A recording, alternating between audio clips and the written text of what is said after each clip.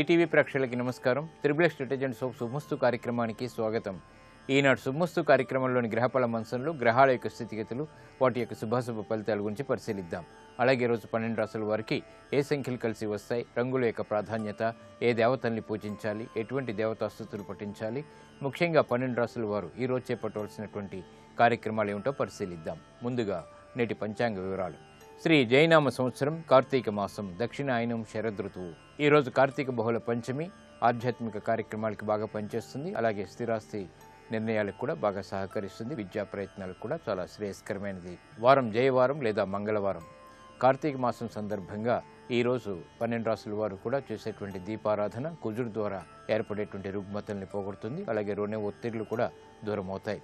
ఈరోజు నక్షత్రం ఆరుద్ర నక్షత్రం. ఈ ఆరుద్ర నక్షత్రంలో ఈరోజు పుట్టేటువంటి వారికి ఏ పాదంలో పుట్టినప్పటికీ కూడా దోషం లేదు, శుభప్రదమైనది. అలాగే ఈరోజు ఆరుద్ర నక్షత్రంలో పుట్టేటువంటి వారికి రాహు మహాదశతోటి ప్రారంభమవుతుంది. ప్రస్తుతం రాహు యొక్క స్థితి కన్యాక్షేత్ర స్థితి కాబట్టి ఇది అనుకూల లగ్నాల్లో చక్కటి యోగాన్ని కలిగించడంలో స్థితిరీత్యా బాగున్నప్పుడు సమర్థత కలిగినటువంటి గ్రహం. ఇక గ్రహాల యొక్క స్థితిగతులను కనుక పరిశీలించినట్టయితే బృహస్పతి యొక్క ఉచ్చస్థితి కర్కాటక క్షేత్రస్థితి, అలాగే శని యొక్క వృశ్చిక క్షేత్రస్థితి శత్రుక్షేత్రస్థితి, కుజుడు యొక్క ధనస్సు క్షేత్రస్థితి, రాహు కన్యాక్షేత్రస్థితి, కేతు మీన క్షేత్రస్థితి ఈరోజు ఉన్నటువంటి గ్రహస్థితి. ఇక ఈరోజు 12 రాశుల వారికి ఏర్పడేటువంటి శుభాశుభ ఫలితాలను పరిశీలిద్దాం. ముందుగా మేషరాశి. ఈరోజు మేషరాశి వారిని పరిశీలించినట్టయితే స్థిరాస్తి విషయాల్లో అనువైనటువంటి మార్పులు చోటు చేసుకుంటే వ్యాపార ప్రతిబంధకాలను ఎదుర్కొనేటువంటి శక్తి సామర్థ్యాలు లభిస్తాయి. విద్యాపరమైనటువంటి చిక్కులు వీడిపోతాయి. నూతన కార్యక్రమాల్లో ఏర్పడినటువంటి విఘ్నాలకు స్వస్తి చెప్పగలుగుతారు.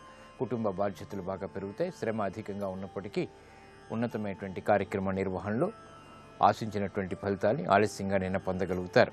కుటుంబ వ్యవహారాలు సామాన్యం. ప్రయాణాల విషయంలో చిరు సమస్యలు కొనసాగుతాయి. ఈ రోజు మీ అదృష్ట సంఖ్య 9. ఎరుపు వర్ణం ధైర్యాన్ని కలిగిస్తుంది. ప్రతికూల పరిస్థితుల్ని దూరం చేస్తుంది.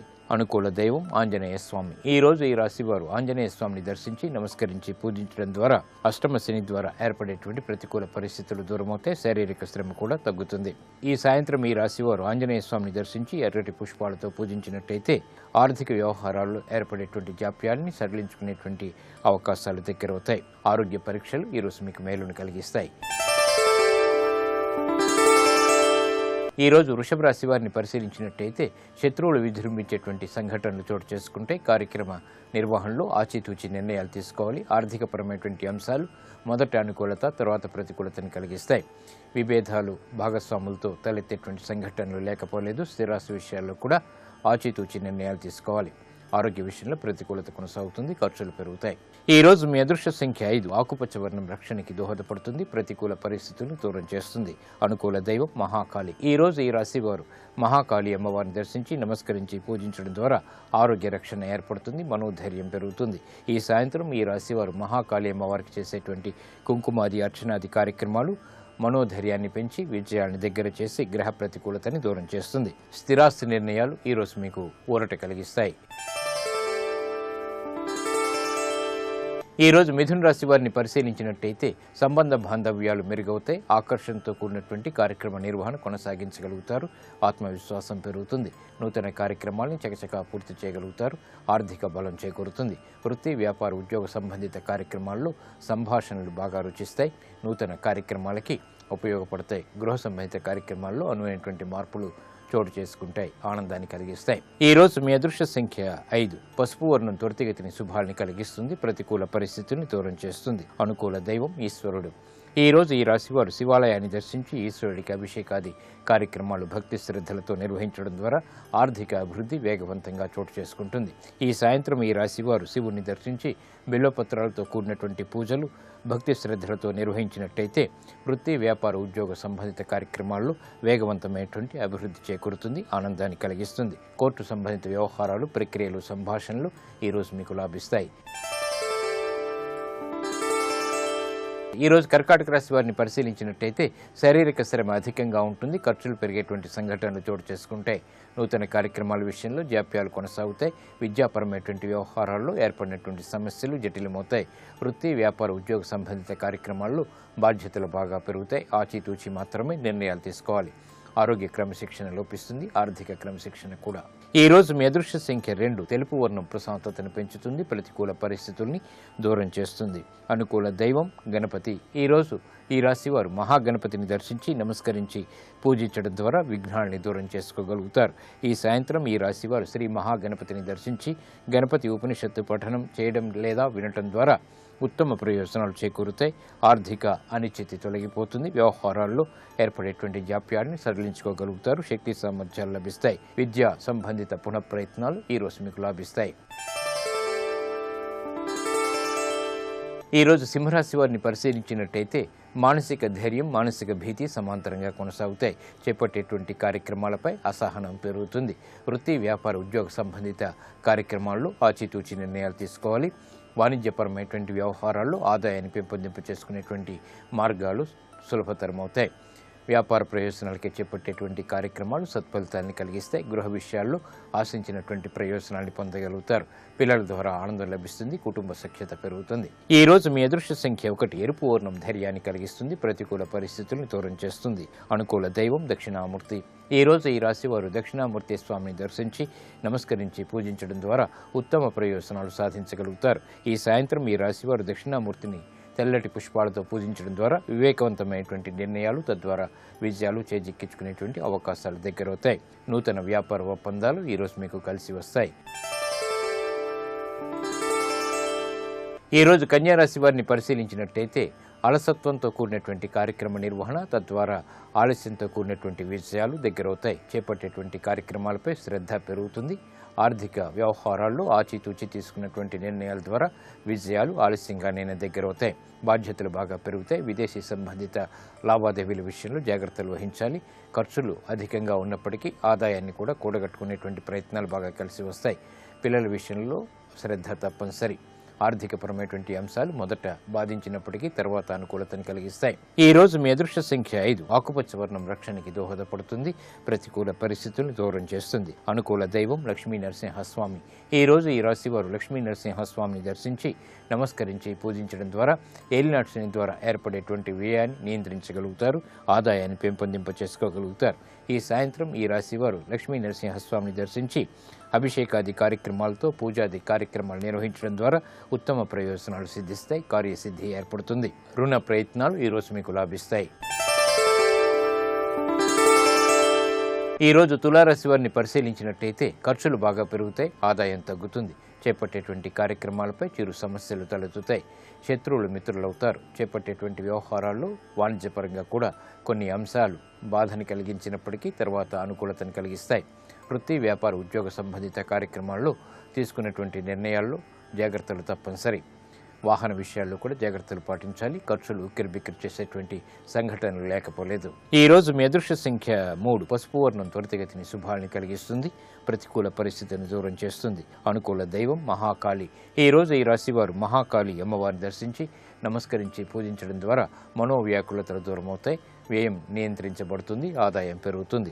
ఈ రాశి వారు ఈ సాయంత్రం మహాకాళి అమ్మవారికి కుంకుమాది అర్చనాది కార్యక్రమాలు భక్తి శ్రద్ధలతో నిర్వహించడం ద్వారా ఆశించినటువంటి ప్రయోజనాలు వేగవంతంగా దగ్గరవుతాయి. ప్రతికూలత తగ్గుతుంది. స్థిరాస్తి విక్రయాలు వంటివి ఈ రోజు మీకు లాభిస్తాయి.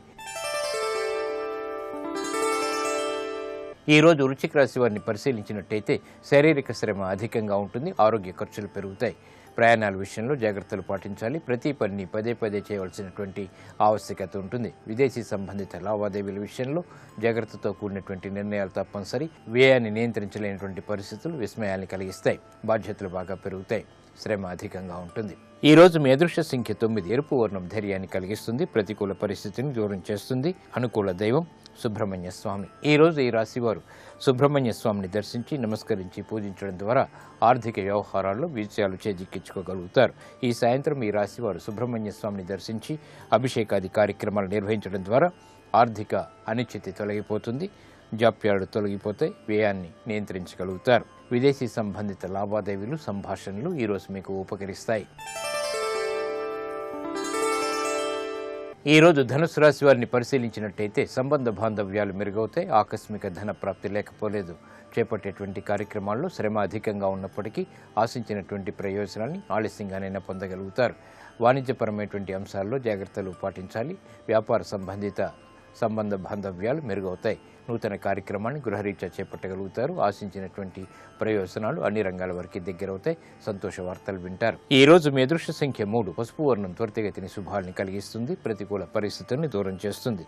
అనుకూల దైవం ఆంజనేయ స్వామి. ఈ రోజు ఈ రాశి వారు ఆంజనేయ స్వామిని దర్శించి నమస్కరించి పూజించడం ద్వారా మనోధైర్యం పెరుగుతుంది. కార్యసిద్ధికి చేపట్టేటువంటి కార్యక్రమాలు కలిసి వస్తాయి. ఈ రాశి వారు ఈ సాయంత్రం ఆంజనేయ స్వామిని దర్శించి తమలపాకులతో కూడినటువంటి పూజాది కార్యక్రమాలు నిర్వహించడం ద్వారా ఆర్థికపరమైనటువంటి అంశాల్లో ఏర్పడినటువంటి ప్రతికూల పరిస్థితులు దూరమవుతాయి. ఆనందాన్ని కలిగిస్తాయి. నూతన వ్యాపార ప్రయత్నాలు ఈరోజు మీకు ఊరట కలిగిస్తాయి. ఈ రోజు మకర రాశి వారిని పరిశీలించినట్లయితే వ్యవహారాల్లో చుక్కెదురు పరిస్థితుల్ని అధిగమించగలుగుతారు. ఉద్యోగ ప్రయత్నాలు ఫలిస్తాయి. వ్యాపార దక్షత కలిగి ఉంటారు. చేపట్టేటువంటి కార్యక్రమాలు ప్రోత్సాహాన్ని కలిగిస్తాయి. వృత్తి, వ్యాపార, ఉద్యోగ సంబంధిత కార్యక్రమాల్లో నూతన అంశాలు ఆనందాన్ని కలిగిస్తాయి. ప్రతికూల పరిస్థితులను దూరం చేస్తాయి. గృహ సంబంధిత కార్యక్రమాల్లో అనువైనటువంటి మార్పులు చోటు చేసుకుంటాయి. ఆశించినటువంటి ప్రయోజనాలు అన్ని రంగాల వరకు దగ్గరవుతాయి. ఆశాజనకమైనటువంటి వాతావరణం ఆర్థికంగా చోటు చేసుకుంటుంది. ఆనందాన్ని కలిగిస్తుంది. ప్రయాణాలు సానుకూలం. ఈ రోజు మీ అదృష్ట సంఖ్య 2. తెలుపు వర్ణం ప్రశాంతతని పెంచుతుంది. ప్రతికూల పరిస్థితులను దూరం చేస్తుంది. అనుకూల దైవం ఈశ్వరుడు. ఈ రోజు ఈ రాశివారు శివాలయాన్ని దర్శించి ఈశ్వరుడికి అభిషేకాది కార్యక్రమాలు నిర్వహించడం ద్వారా సంబంధ బాంధవ్యాలు మెరుగవుతాయి. శుభవార్తలు వింటారు. ఈ సాయంత్రం ఈ రాశివారు శివాలయాన్ని దర్శించి బిల్వపత్రితో కూడినటువంటి ఏకాదశ పూర్వక రుద్రాభిషేకం భక్తి శ్రద్ధలతో నిర్వహించడం ద్వారా శుభ సంఘటనలు గృహంలో చోటు చేసుకుంటాయి. ఆనందాన్ని కలిగిస్తాయి. ఉద్యోగ ప్రయత్నాలు ఈరోజు మీకు లాభిస్తాయి. ఈ రోజు కుంభరాశి వారిని పరిశీలించినట్టయితే స్థిరాస్తి విషయాలు బాగా అనుకూలిస్తే సోదర ప్రేమ లభిస్తుంది. చేపట్టేటువంటి కార్యక్రమాలపై పట్టు బిగించగలుగుతారు. నూతన కార్యక్రమాల్లో నైపుణ్యాన్ని ప్రదర్శించగలుగుతారు. ఆశించినటువంటి ఆదాయాన్ని పెంపొందింప చేసుకునేటువంటి మార్గాలు సులభతరమవుతాయి. మిత్రులతో మైత్రి కొనసాగుతుంది. ఆరోగ్యంలో మంచి మార్పులు చేకూరుతాయి. ఆర్థికపరమైనటువంటి అంశాలు బాగానే కలిసి వస్తాయి. ఆనందం అన్ని రంగాల వారికి దగ్గరవుతుంది. ఈ రోజు మీ అదృష్ట సంఖ్య 2. తెలుపు వర్ణం ప్రశాంతతను పెంచుతుంది. ప్రతికూల పరిస్థితులను దూరం చేస్తుంది. అనుకూల దైవం మహాకాళి. ఈ రోజు ఈ రాశి వారు మహాకాళి అమ్మవారిని దర్శించి నమస్కరించి పూజించడం ద్వారా ఉత్తమ ప్రయోజనాలు సాధించగలుగుతారు. ఈ సాయంత్రం ఈ రాశివారు మహాకాళి అమ్మవారికి చేసేటువంటి కుంకుమాది అర్చనాది కార్యక్రమాలు భక్తి శ్రద్ధలతో నిర్వహించడం ద్వారా మానసిక భీతి పోతుంది. కార్యక్రమ నిర్వహణలో నైపుణ్యం ప్రదర్శించగలుగుతారు. ఆదాయాన్ని పెంపొందింపజేసుకోగలుగుతారు. ఆధ్యాత్మిక కార్యక్రమాలు ఈరోజు మీకు లాభిస్తాయి. ఈ రోజు మీనరాశి వారిని పరిశీలించినట్టయితే వాహన సౌఖ్యం కొనసాగుతుంది. నూతన వస్తు ప్రాప్తి లేకపోలేదు. చేపట్టేటువంటి కార్యక్రమాల్లో సంతోష సంఘటనలు ఆనందాన్ని కలిగిస్తాయి. వృత్తి, వ్యాపార, ఉద్యోగ సంబంధిత కార్యక్రమాల్లో ప్రాధాన్యత పెరుగుతుంది. గృహ సంబంధిత కార్యక్రమాలు బాగా కలిసి వస్తాయి.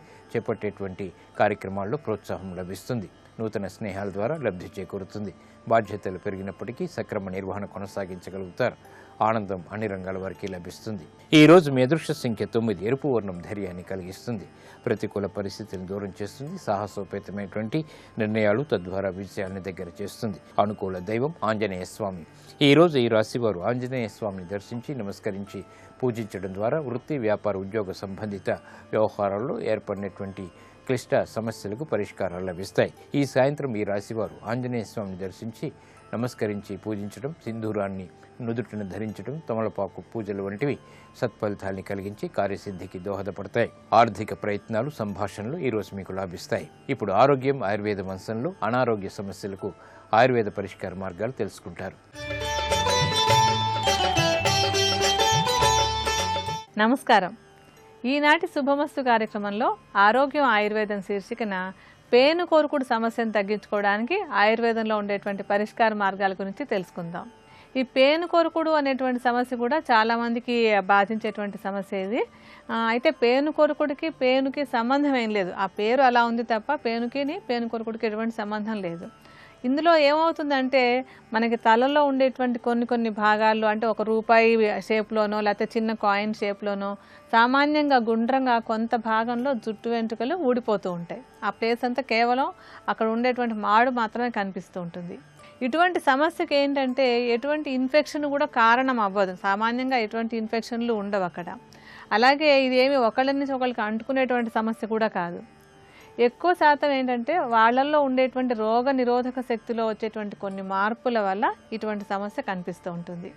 అంటే రోగనిరోధక శక్తి తగ్గడం వల్ల కొన్ని భాగాల్లో వెంట్రుకలు రాలిపోవడం, అరుదుగా మొత్తం తలలో ఉండేటువంటి వెంట్రుకలన్నీ ఊడిపోయి పూర్తిగా గుండులాగా అయిపోవడం అనేటువంటిది కూడా జరుగుతూ ఉంటుంది.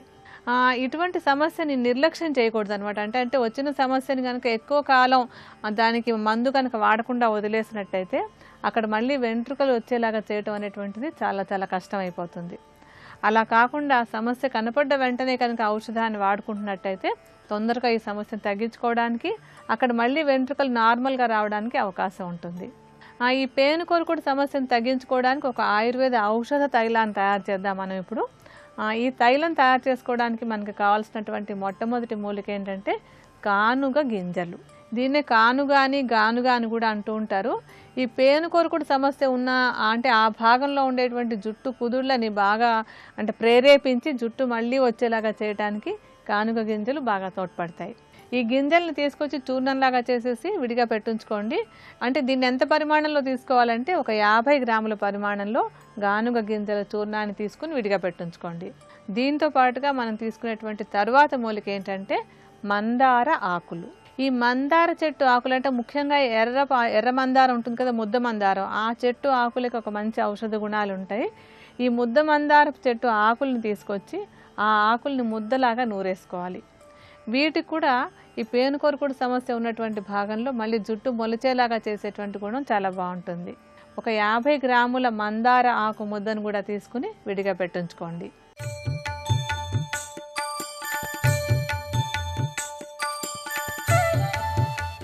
జ్ఞానదాత మహేశ్వర.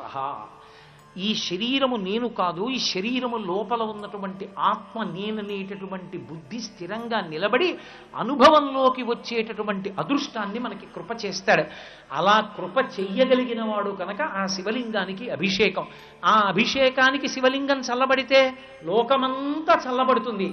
ఇది నువ్వు ధ్యానం చేసి అభిషేకం చెయ్యాలి. అంతేకాని అభిషేకానికి వెళ్ళిన దగ్గర నుంచి ఏవేవి పోసేద్దామని చూడకూడదు.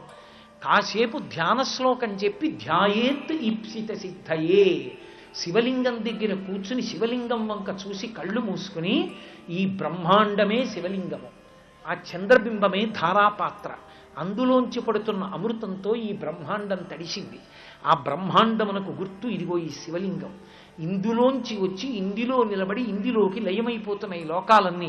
అటువంటి స్వామికి నేను అభిషేకం చేస్తున్నాను, సమంత్రక స్నానం చేయిస్తున్నానని రుద్రం వినపడుతుంటే నువ్వు పరమ భక్తితో పదార్థము శుద్ధజలమో పదార్థమో శుద్ధజలమో పోస్తూ నువ్వు అభిషేకం చేసి చందనము అలది ఆయనకి బొట్టు పెట్టి చక్కగా ఆయనకి బిల్వదళాలతో సుగంధభరితమైనటువంటి పుష్పములతో పూజ చేస్తే బహుప్రసన్నుడవుతాడు పరమేశ్వరుడు. నిజానికి ఇవేవీ మనం కొత్తగా తెచ్చేవి కావు, భావన ఒక్కటే మనం నిలబెట్టవలసింది. ఆ భావన ఒక్కటి ఉన్నదా మురిసిపోతాడు పరమేశ్వరుడు. ఆయన కూడా త్రయంబక స్వరూపంగా శ్రీమన్నారాయణుడు లోకమునకు తండ్రిగా ఎలా నిలబడతాడో అలాగే ఆయన నిలబడతాడు. అందుకే సంస్కృత భాష నేర్చుకునే వాళ్ళందరూ ఒక శ్లోకం చెప్తారు, వాగర్ధావివ సంపృక్తం వాగర్ధ ప్రతిపత్తయే జగత పితరౌ వందే పార్వతీ పరమేశ్వరౌ. వాక్కు అర్థము కలిసి ఉన్నట్టే పార్వతీ పరమేశ్వరులు కలిసి ఉంటారు శివలింగంలో కూడా. పీఠం అంబమయం సర్వం శివలింగైశ్చ చిన్మయం సాకారంచ నిరాకారం నిర్గుణంచ గుణాత్మకం తత్వం సర్వం పరమం బ్రహ్మ ఇది వేదాంత డిండిమహ అని శంకరాచార్యులు వారు వేదాంత డిండిమల్లో. శివలింగానికి పైన ఉన్న చిన్మయం శివస్వరూపం అయితే పీఠం పార్వతీదేవి. వాళ్ళిద్దరూ ఎప్పుడు కలిసే ఉంటారు ప్రకృతి పురుషులు. ప్రకృతితో పురుషుడు కలిసి ఉండలేదనుకోండి అది అయోమయానికి అవ్యవస్థకి అశివానికి దారితీస్తుంది. ఈ ప్రకృతి శరీరము లోపల ఆత్మ శివుడు పురుషుడు కలిసి ఉంటే శివం మంగళం. ఈ ప్రకృతి నుంచి పురుషుడు విడిపోయాడనుకోండి శివం శవం. ప్రకృతి పురుషుడు కలిసి ఉండకపోతే వెంటనే నిరుపయోగం అయోమయం. కార్ విత్ హార్స్ పవర్, కారుకి పరిగెత్తే శక్తి ఉండాలి, పరిగెత్తే కారు అవసరమైనప్పుడు ఆగే శక్తి ఉండాలి. ఈ రెండు ఉంటే కారు ఉపయోగం. కారుంది పరిగెత్తదు, పరిగెడుతుంది పరిగెత్తగలిగిన శక్తి ఉంది కానీ కారు లేదు, రెండూ నీకు ఉపయోగం కావు. పార్వతీ పరమేశ్వరులంటే ఆ ఇద్దరూ కలిసి ఉన్నటువంటి దాని చేత కేళి జరుగుతూ ఉంటుంది. కేళి యొక్క సమూహము జరుగుతున్న ప్రదేశమునకు కైలాసమని పేరు. కైలాసం ఎక్కడుంటుందంటే అంతటా నిండి ఉంటుంది. ఇప్పుడు నేను మాట్లాడుతున్నప్పుడు అంతటా అన్నప్పుడు ఇలా అన్నాను. దీన్ని లాస్యం అంటారు. అమ్మవారి స్వరూపం. చేతులు ఇలా కదపడం ఆంగికం, లాస్యం.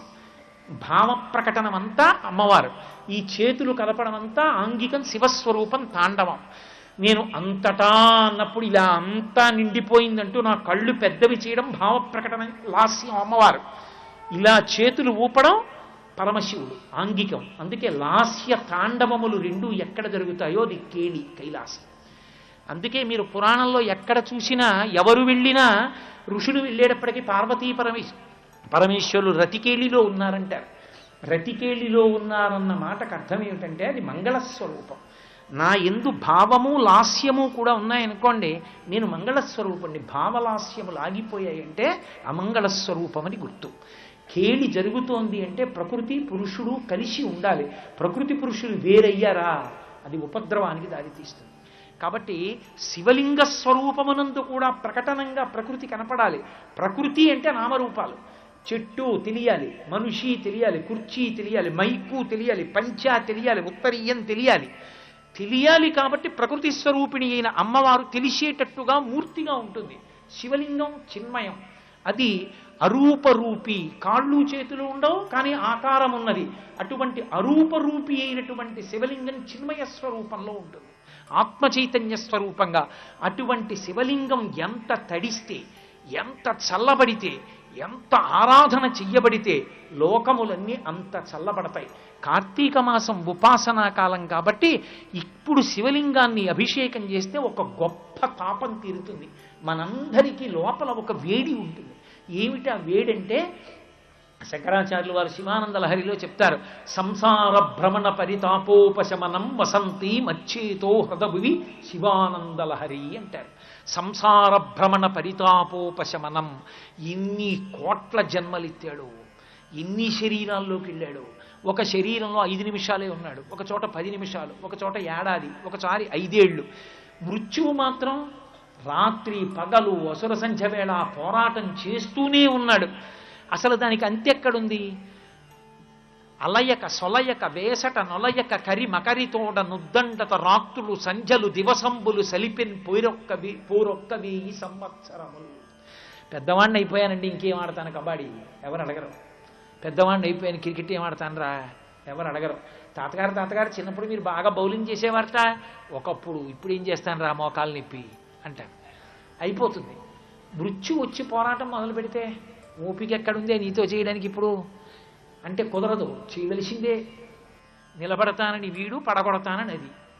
ఎప్పుడు ఇద్దరి మధ్య పోరాటం. ఇప్పుడా ఇన్ని కోట్ల జన్మల నుంచో అలయక సొలయక వేసట నొలయక కరి మకరితోడ ఉద్దండత రాత్రులు సంధ్యలు దివసంబులు సలిపెన్ పోరొక్క 1000 సంవత్సరములు అనంతం. అందరూ నిద్రపోతుంటే ఇంటెన్సివ్ కేర్ యూనిట్లో వీడు ఒక్కడే దడదడలు అడిపోతూ యుద్ధం చేశాడు. తెల్లవారగట్ట చేశాడు, రాత్రి చేశాడు, పగలు చేశాడు, ఎప్పుడో పడిపోయాడు. ఇన్ని జన్మలు ఎత్తావు, ఇన్ని జన్మల నుంచో అమ్మ కడుపులో పడుకోను, రుద్రభూమిలో కలిసిపోను. పునరపి జననం పునరపి మరణం పునరపి జననీ జఠరే శయనం ఇహ సంసారే బహుదుస్తారే కృపయా పారే పాహిమురారే. కాబట్టి ఈ సంసార భ్రమణ పరితాపోపశమనం వదిలిపోవాలంటే ఎన్నాళ్ళు చేస్తాను ఈ దిక్కుమాలిన ప్రయాణం? ఇక్కడ వదిలిపెడుతున్నాను, మళ్ళీ అక్కడ ప్రవేశిస్తున్నాను, అక్కడ వదిలిపెడుతున్నాను, ఇక్కడ ప్రవేశిస్తున్నాను. రవీంద్రనాథ్ ఠాగూర్ అంటాడు, మృత్యువు జననము ఈ రెండిటికీ మధ్య ఉండే వ్యవధానం ఎటువంటిదో తెలుసా? తల్లి పిసపిల్లవాడికి పాలిచ్చేటప్పుడు తన ఒడిలో ఒక తొడ మీద పడుకోబెట్టుకుని తన కుడి స్తన్యాన్ని వాడి నోటిలో పెట్టి, కుడి స్తన్యంలో పాలు అయిపోతున్నాయి, వాడి ఆకలి తీరలేదని తెలుసుకున్న తల్లి ఆ పిల్లవాడిని కుడి తొడ నుంచి ఎత్తి ఎడం తొడ మీద పడుకోబెట్టుకుని ఎడమ స్తన్యాన్ని వాడి నోటిలో పెట్టేటప్పుడు మధ్యలో వచ్చినటువంటి వ్యవధానం ఎటువంటిదో, ఒక శరీరాన్ని వదిలి ఇంకో శరీరాన్ని పుచ్చుకునే మధ్యలో జనన మరణములకు ఉండే వ్యవధానం అటువంటిదో. ఇలా ఎన్నాళ్ళు తిరుగుతావు? ఎక్కడికి వెళ్ళినా సంసారమే. ఓ భార్య, పిల్లలు, ఓ పంది, దానికి ఆడపంది, ఇప్పుడు మనిషి, ఇప్పుడు ఓ భార్య, పిల్లలు. ఎన్నాళ్ళు ఈ దిక్కుమాలిన సంసారం? ఈశ్వర తిరగలేను, అబ్బా నీలో కలిపేసుకో, వద్దయా ఈ ప్రయాణం అని అనమే. బా చేయలేనండి ప్రయాణాలు, ఇంకా చేయను అంటున్నావు కదా. మరి అలాంటి ఆ ప్రయాణం ఆపమని అడగడమే. నీకు తాపం కలగట్లా? ఎన్నాళ్ళు తిరుగుతాను, నీకు లోపల వేడి పుట్టట్లా? ఆ వేడి నీకు పుడితే ఇక నువ్వు పుట్టవలసిన అవసరం లేకుండా చేయగలిగిన వాడు. ఎందుకని? జననమునకు కారణమైనటువంటి మన్మధుణ్ణి 3వ కంటి మంట చేత కాల్చినవాడు వాడే. మరణమునకు కారణమైనటువంటి యమధర్మరాజు గారి వక్షస్థలం మీద ఎడంకాలు పెట్టి తన్ని చంపినవాడు వాడే. ఇవి పరమశివుడివే అనుకుంటున్నారేమో, పార్వతీదేవి కూడా. ఎందుకంటే ఎడమకాలు అమ్మవారిది, వామార్థ భాగం. అయితే మరి పరమశివుడి ప్రమేయం లేదా అండి యమధర్మరాజు గారిని చంపడంలో అంటారేమో. కాలు కదిలిందంటే మనసు కదిలింది కదా ముందు. మనసు పార్వతీదేవిదా పరమేశ్వరుడిదా? ఇద్దరిదిని. అందుకని మనసు ఇద్దరిది కాబట్టి కాలు కదపడంలో ఆజ్ఞ ఇద్దరిది కాబట్టి ఇద్దరికీ సమానంగా చెందుతుంది. మూడవ కన్ను ఒక్క పరమేశ్వరుడికే లేదు, పార్వతీదేవికి కూడా ఉంది. త్రయా హృత్వా వామమ్మ పరిపరితృప్తేన మనసా అని శంకరాచార్యులు వారు సౌందర్యలహరిలో చెప్తూ అమ్మవారికి పరమేశ్వరుడికి మూడవ కన్ను ఇద్దరికీ చెందినటువంటి ఆస్తి, ఆ త్రిలోచనం. అందుకే కార్తీక మాసంలో వచ్చేటటువంటి తృతీయ నాడు త్రిలోచన గౌరీ వ్రతము అని ఒక వ్రతం. ఆ వ్రతంలో ప్రత్యేకంగా కొన్ని పువ్వులతో పూజ చేస్తారు అమ్మవారికి. కాబట్టి అటువంటి పరమశివుని యొక్క పాదములు పట్టుకుంటే, పరదేవత పాదములు పట్టుకుంటే మళ్లీ పుట్టవలసిన అవసరం లేకుండా యమధర్మరాజు గారిని శాసించగలిగిన వాడు ఆయనే. మళ్లీ పుట్టవలసిన అవసరం లేకుండా మన్మధుణ్ణి నిగ్రహించగలిగిన వాడు ఆయనే. కాబట్టి ఇక జనన మరణములు లేకుండా చేయగలిగినటువంటి మోక్షస్థితిని కల్పించగలిగినటువంటి పరమేశ్వరుని అనుగ్రహము చేత సంసార భ్రమణ పరితాపోప శమనమును పొందడానికి ఉపకరణమే పరమేశ్వర లింగాభిషేకం. శ్రీ ఉమామహేశ్వర పరబ్రహ్మార్పణమస్తు. స్వస్తి. ఇన్నిటికీ ఉపాసనా కాలం కాబట్టి ఇప్పుడు చేసినటువంటిది ఏదైనా కూడా ద్విగుణీకృతమైన ఫలితాన్ని ఇవ్వగలదు. కాబట్టి కార్తీక మాసంలో సమాన స్థాయిలో ఇద్దరినీ కూడా ఆరాధించేటటువంటి కాలం.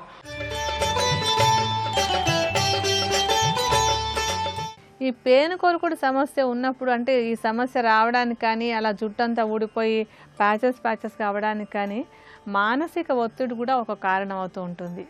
తీవ్రంగా మానసిక ఒత్తిడికి గురయ్యేటువంటి వాళ్ళల్లో ఇటువంటి సమస్య రావడానికి ఒక అవకాశం ఉంటుందన్నమాట. ఎందుకంటే మానసిక ఒత్తిడి వల్ల కూడా రోగనిరోధక శక్తి తగ్గిపోయేందుకు అవకాశం ఉంది. అందువల్ల మనస్సుని ప్రశాంతంగా ఉంచుకోవడం అనేటువంటిది ఈ సమస్య, అంటే పేనుకొరుకుడు సమస్య తగ్గించుకోవడానికి చాలా చాలా అవసరమైనటువంటిది. అలాగే ఈ పేనుకొరుకుడు సమస్య ఉన్నప్పుడు అక్కడ ఎటువంటి రసాయనిక పదార్థాలతోటి శుభ్రం చేయడం కానీ, లేకపోతే రసాయనిక పదార్థాలను అప్లై చేయడం కానీ చేయకుండా ఉండాలి. ఆయుర్వేద ఔషధాలు ఈ సమస్య తగ్గడానికి చాలా బాగా తోడ్పడతాయి. మనం ఇందాక ఔషధం తయారు చేసుకోవడానికి ఒక 2 మూలికలను తీసుకున్నాం కదా. ఇప్పుడు ఆ మిగతా మూలికలు దాన్ని తయారు చేసుకునే విధానం గురించి తెలుసుకుందాం. మనం ఇందులో వేసుకోవాల్సినటువంటి ఆఖరి మూలిక ఏంటంటే వేప ఆకులు. ఈ వేప ఆకులకు కూడా పేనుకొరుకుడు సమస్య ఉన్నటువంటి ప్రదేశంలో అక్కడ ఉండేటువంటి జుట్టు కుదుళ్లను ప్రేరేపించి చక్కగా మళ్ళీ జుట్టు వచ్చేలాగా చేయడానికి, అక్కడ తగ్గిపోయినటువంటి రోగనిరోధక శక్తిని మళ్ళీ నార్మల్గా చేయడానికి కూడా బాగా సహాయపడతాయి. మంచి లేత వేప ఆకులను తీసుకొచ్చి వాటిని కూడా ముద్దలాగా నూరేసేయండి. ఈ ముద్దను కూడా 50 గ్రాముల పరిమాణంలోనే తీసుకోండి.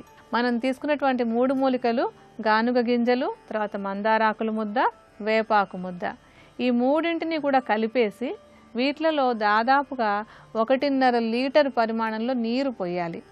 అంటే 1.5 లీటర్ నీరు పోసి ఈ కషాయంలాగా కాచుతూ ఉండాలి. సన్నటి మంట మీద కాచుతూ ఉండాలన్నమాట.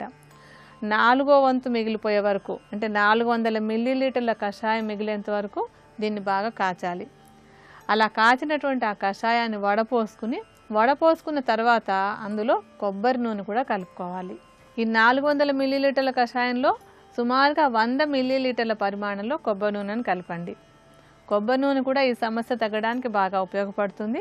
అలాగే మనకి ఔషధాల్లో ఉండేటువంటి సారం ఒకదానిలోకి తెచ్చుకోవాలి మనం వాడుకుందికి, అందుకు కూడా ఈ కొబ్బరి నూనె బాగా ఉపయోగపడుతుంది.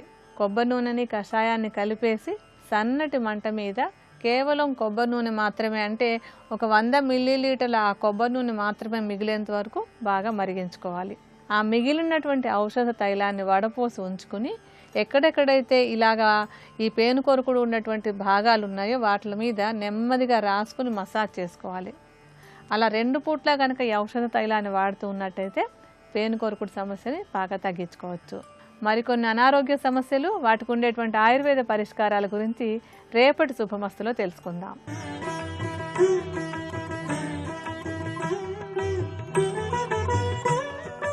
త్రిబుల్ ఎక్స్ డిటర్జెంట్ సోప్ శుభమస్తు కార్యక్రమంలో శుభయోగం శీర్షికకి స్వాగతం. ఈ శీర్షికన శకునాలు ప్రభావాలు అనే అంశం గురించి పరిశీలిద్దాం. దైనందిన జీవితంలో కార్యసిద్ధిని పొందటానికి ఏ దిక్కుకు ఏ సమయంలో ప్రయాణం చేయాలో, ఏ దిక్కుకు ఏ సమయంలో ప్రయాణం చేయరాదో శకున శాస్త్రంలో వర్ణించటం జరిగింది. తూర్పు దిక్కు ప్రయాణాలకు తిథుల పరంగా పాడ్యమి, నవమి తిథులు, వారాల పరంగా శనివారం, సోమవారం, నక్షత్రాల పరంగా జ్యేష్ఠ నక్షత్రం శూలాదోషాన్ని కలిగి ఉంటాయని, తూర్పు దిక్కు ప్రయాణాలకు ఈ తిథి వార నక్షత్రాలు పనికిరావని శకున శాస్త్రంలో వర్ణించడం జరిగింది.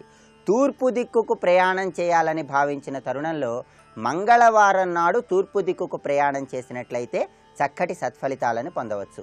తూర్పు దిక్కుకు ప్రయాణం చేస్తున్నటువంటి సమయంలో నెయ్యి కలిపినటువంటి అన్నాన్ని స్వీకరించి ప్రయాణం చేసినట్లయితే కార్యసిద్ధి ఏర్పడుతుంది. అదేవిధంగా పడమర దిక్కుకు చేసే ప్రయాణాలలో షష్ఠి, చతుర్దశి తిథులు, ఆదివారం, శుక్రవారం, రోహిణీ నక్షత్రం ఉన్న సమయంలో ప్రయాణం చేయరాదని, శూలాదోషంగా పరిగణించాలని శకున శాస్త్ర వచనం.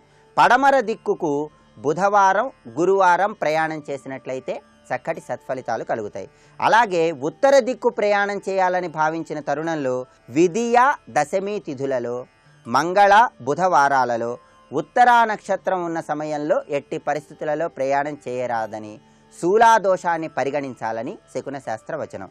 ఉత్తరం దిక్కుకు ఆదివారం, శుక్రవారం ప్రయాణం చేసినట్లయితే చక్కటి సత్ఫలితాలు ఏర్పడతాయని, ఉత్తర దిక్కుకు ప్రయాణం చేస్తున్నటువంటి తరుణంలో పరమాన్నాన్ని ఆహారంగా స్వీకరించి ప్రయాణం చేసినట్లయితే చక్కటి సత్ఫలితాలను పొందవచ్చని, కార్యసిద్ధి ఏర్పడుతుందని శకున శాస్త్రంలో వర్ణించడం జరిగింది. అదేవిధంగా దక్షిణ దిక్కుకు తిథుల పరంగా పంచమి, త్రయోదశి తిథులు, వారాల పరంగా గురువారం, నక్షత్రాల పరంగా పూర్వాభాద్ర నక్షత్రం శూలాదోషంగా పరిగణించడం జరిగింది. కనుక ఈ తిథివార నక్షత్రాలలో ఎట్టి పరిస్థితులలో ప్రయాణం చేయరాదు. తప్పనిసరిగా దక్షిణ దిక్కుకు సోమవారం, శనివారం కనుక ప్రయాణం చేసినట్లయితే అనుకూల ఫలితాలు ఏర్పడతాయని, ఎప్పుడైనా సరే దక్షిణ దిక్కుకు ప్రయాణం చేయాలని భావించిన తరుణంలో పులగం ఆహారంగా స్వీకరించి ప్రయాణం చేసినట్లయితే అనుకూల ఫలితాలు ఏర్పడతాయని శకున శాస్త్రంలో వర్ణించడం జరిగింది. అలాగే ఏ వారమైనా సరే మనం ప్రయాణం చేయాలనుకున్న తరుణంలో కార్యసిద్ధి కోసం ఆ వారం కొన్ని ప్రత్యేకమైనటువంటి నక్షత్రాలు ఉన్న సమయంలోనే ప్రయాణం చేయాలి. ఆదివారం నాడు అశ్విని, పుష్యమి, ఉత్తర, హస్త, మూల, ఉత్తరాషాఢ, ఉత్తరాభాద్ర నక్షత్రాలు ఉన్న సమయంలో, సోమవారం నాడు రోహిణి, మృగశిర, పుష్యమి, శ్రవణ నక్షత్రం ఉన్న సమయంలో, మంగళవారం నాడు అశ్విని, కృత్తిక, ఆశ్లేష, ఉత్తరాభాద్ర నక్షత్రాలు ఉన్న సమయంలో, బుధవారం నాడు కృత్తిక, రోహిణి, మృగశిర, హస్త, అనురాధ నక్షత్రాలు ఉన్న సమయంలో, గురువారం నాడు అశ్విని, పునర్వసు, పుష్యమి, అనురాధ, రేవతి నక్షత్రాలు ఉన్న సమయంలో, అదేవిధంగా శుక్రవారం నాడు అశ్విని, పునర్వసు, అనురాధ, శ్రవణం, రేవతి ఉన్న సమయంలో, ఇక చివరగా శనివారం నాడు రోహిణి, స్వాతి, శ్రవణ నక్షత్రాలు ఉన్న సమయంలో ప్రయాణం చేసినట్లయితే ప్రయాణ పరంగా అనుకూల ఫలితాలు ఏర్పడతాయని, కార్యసిద్ధిని పొందవచ్చని శకున శాస్త్రంలో వర్ణించడం జరిగింది. ఇంకా శకునాలకు సంబంధించిన మరిన్ని ఆసక్తికరమైన విశేషాంశాలను గురించి వచ్చే మంగళవారం శుభమస్తు కార్యక్రమంలో శుభయోగం శీర్షికన తెలుసుకుందాం. రేపటి శుభమస్తు కార్యక్రమంలో శుభయోగం శీర్షికన రత్నధారణ ప్రయోజనాలు అనే అంశం గురించి పరిశీలిద్దాం.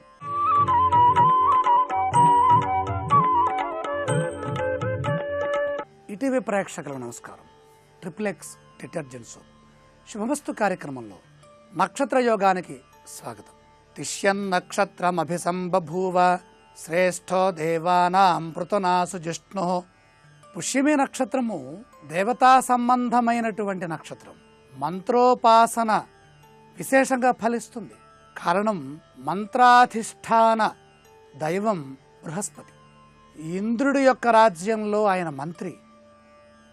ఇంద్రుడికి యుద్ధ నైపుణ్యాన్ని, అలాగే యుద్ధ తంత్రంలో విశేషంగా సలహాలు ఇచ్చేటటువంటి శక్తి సామర్థ్యం బృహస్పతికే ఉంది. సర్వము తెలిసినటువంటి వ్యక్తి బృహస్పతి. బుద్ధిలో బృహస్పతి అంతటి వారు అంటారు. ఈ బృహస్పతి అధినాయకత్వం కలిగిన నక్షత్రం పుష్యమి. ఈ పుష్యమి నక్షత్రం 3వ పాదంలో జన్మిస్తే శూరాంశ అవుతుంది. అంటే శూరత్వం అధికంగా ఉంటుంది. రాజసము విశేషంగా ఉంటుంది, ఏకాంత లక్షణాలు అధికంగా ఉంటాయి, ఆకర్షణీయమైనటువంటి వాక్కు స్వరూపము, వారి యొక్క దృష్టి సునిశ్చితంగా ఉంటాయి. కారణం 3వ పాదానికి శూరాంశ. ఈ శూరత్వము ఎవరి నుంచి వస్తుంది? శుక్రుడి నుంచి వస్తుంది. రాక్షస గురువైన దైత్యాచారుడైన భార్గవుడు నుండి వస్తుంది. ఈ భార్గవాంశ ఎక్కడున్నది? తులారాశిలో ఉంది. నక్షత్రానికి ప్రభువేమో బృహస్పతి, పాదాంశ ప్రభువేమో శుక్రాచార్యుడు. ఇటు జ్ఞానము, ఇటు రాజసము, సత్వగుణము రజోగుణము రెండూ ఉన్నటువంటి పాదం 3వ పాదం. ఇది మరింత విశేషమైంది. అనుభవించేటటువంటి భోగాంశ లక్షణాలు అధికంగా ఉంటాయి. వయస్సు కనపడదు. మొదటి పాదంలో జన్మించిన వారికి వయస్సు కనపడుతుంది, తన వయస్సు కంటే పెద్దవారుగా కనపడుతుంటారు. 3వ పాదంలో జన్మించడం ద్వారా శాస్త్రం ఏం తెలియజేస్తోంది? వయస్సు కంటే చిన్నవారుగా కనపడతారు, వయస్సు బయటపడదు. అంత ఆకర్షణీయమైన ముఖ సౌందర్యం ఉంటుంది, వాక్ సౌందర్యం కూడా అలాగే ఉంటుంది. గంభీరత కలిగి ఉంటారు. సంపాదించాలి అనే తృష్ణ కంటే అనుభవించాలి, ఆనందించాలి, అందరితో కలిసి పంచుకోవాలనే ఒక మంచి లక్షణం ఉంటుంది. చిన్నపిల్లల్లాగా వ్యవహరిస్తూ ఉంటారు. పిల్లల్లో పిల్లలుగా, పెద్దలలో పెద్దలుగా వ్యవహరిస్తారు. ప్రసన్నగాత్ర పితృమాతృభక్త స్వధర్మభక్తో వినయాభియుక్త. ప్రసన్నగాత్ర పితృమాతృభక్త. మంచి వాక్కు ఉంటుంది, మంచి శరీరము ఉంటుంది, శరీరము సహకరిస్తూ ఉంటుంది, రోగములని ఛేదించే విధంగా శరీరం ఉంటుంది. ఎన్ని వ్యసనములున్నా శరీర ధర్మం మాత్రం దెబ్బతింది. భోగాంశ కాబట్టి కొద్దిగా వ్యసనములకి దూరంగా ఉండే ప్రయత్నం చేయాలి. పుష్యమి నక్షత్రం 3వ పాదంలో మంచి పితృమాతృభక్తి కూడా ఉంటుంది. మాతాపితర సేవ ఎక్కువగా చేయాలి. తల్లిదండ్రుల మాట గౌరవించడం, వాళ్ళ మాటను వినటం, వాళ్ళ యొక్క ఆధీనంలో జీవించడం అధికంగా కనపడుతుంది. వారి ఆధీనం విశేషంగా ఉంది. తల్లిదండ్రుల యొక్క అనుగ్రహము, తల్లిదండ్రుల యొక్క సేవ, వారి కటాక్షం ఈ నక్షత్రం పైన ఉంటుంది. అలాగే తృతీయ పాదస్య శుక్రః శూరాంశః శాంతవాన్ ప్రసన్నః జ్ఞాని అభిమానయుక్తః. ప్రతి విషయంలోనూ అభిమానులై ఉంటారు. ఈ అభిమానము ఒక్కొక్కసారి సభలలో కొద్దిగా ఇబ్బంది కలిగించవచ్చు. కాబట్టి ఎక్కువగా ఊహించుకునే స్థితి నుండి తన ధర్మాన్ని తను గుర్తిస్తూ వ్యవహరించడం చాలా మంచిది. ఎలా ఉన్నా కూడా వీళ్ళు గొప్పవారు, మహానుభావులు అనేటటువంటి భావన బాగా కనపడుతుంటుంది. సంగీతపరమైన వృత్తులు, కళల యందు విశేషమైన ప్రజ్ఞ, ప్రతి అంశంలోనూ తల్లిలాగా లాలించటం, కరిగిపోవటం, ఆనందించటం, ఆనందింపచేయటం, అందరితోనూ కలిసి మెలిసి అందరినీ అలరిస్తూ, నవ్విస్తూ, సంతోషపరుస్తూ గడపటమే కాకుండా అందరి కోసం కూడా దాన ధర్మాల రూపంలో ఖర్చు చేసే అవకాశం కూడా అధికంగా కనపడుతుంది. ఇలాంటి విశేషమైనటువంటి మంచి లక్షణాలు ఉన్నాయి. మరిన్ని విషయాలు రేపటి శుభమస్తు కార్యక్రమంలో తెలుసుకుందాం. ఇప్పుడు ఆరోగ్యం యోగా అనే శీర్షికన అనారోగ్య సమస్యల నివారణకై ఉపకరించే కొన్ని యోగాసనాలని పరిశీలించేద్దాం. ఎముకల అరుగుదల నివారణకు త్రికోణ ఆసనం ఉపయోగపడుతుంది. వృద్ధాప్యం వల్ల, కీళ్లలో ఏర్పడే సమస్యల వల్ల, కాల్షియం లోపం వల్ల ఎముకలు అరిగిపోతూ ఉంటాయి. దీనివల్ల కీళ్ల నొప్పులు అధికమవుతాయి. ఎముకల అరుగుదల నివారణకు త్రికోణ ఆసనం సాధన చెయ్యాలి. నేలపై నిల్చుని ముందుకు వంగి ఎడమ చేతిని కుడికాలు పక్కన పెట్టాలి. మరో చేతిని పైకి ఎత్తాలి. ఇది మరోవైపు కొనసాగించాలి. 5 నుంచి 10 సార్లు పునరావృతం చెయ్యాలి. త్రికోణ ఆసనం సాధన వల్ల ఎముకల అరుగుదల నివారణే కాక ఎముకలు పటిష్టవంతమవుతాయి. ఎముక మూలుగు, మజ్జ ఆరోగ్యంగా ఉంటాయి.